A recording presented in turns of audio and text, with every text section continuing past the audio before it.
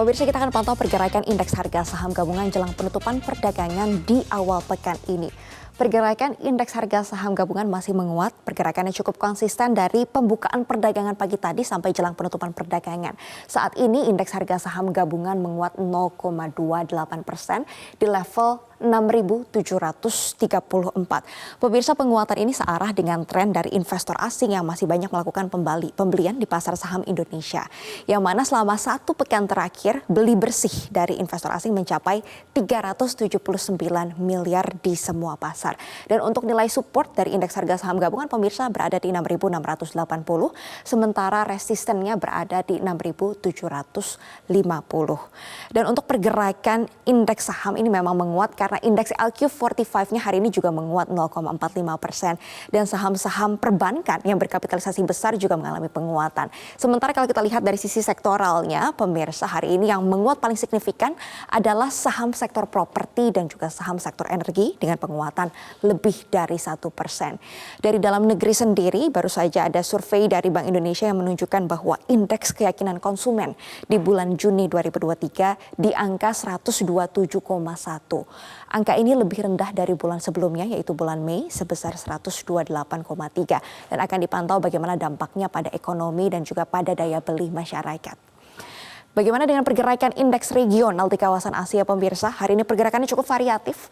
Indeks Nikkei di Jepang melemah 0,6%, sementara indeks Hang Seng menguat 0,7% dan indeks Retem Singapura menguat tapi tipis 0,09%.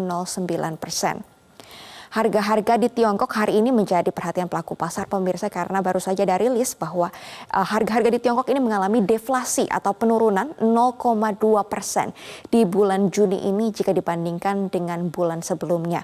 Sementara inflasi tahunan di Tiongkok pada bulan Juni ini datar di 0%. Pemirsa, ini merupakan inflasi terendah Tiongkok sejak bulan Februari 2021.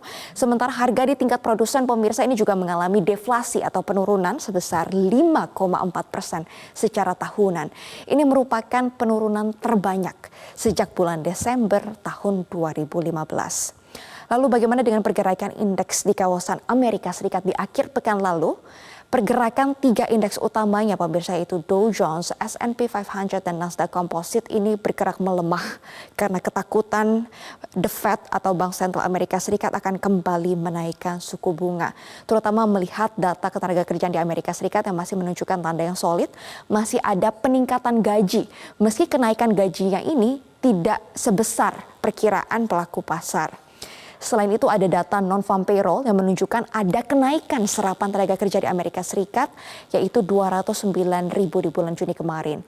Tingkat pengangguran di Amerika Serikat juga masih di level 3,6%. Nah, indikator-indikator ini menunjukkan bahwa kondisi ketenaga kerjaan di Amerika Serikat ini masih relatif solid, dan hal ini diyakini akan mendukung kecenderungan dari Bank Sentral Amerika Serikat untuk tetap menaikkan suku bunga acuannya.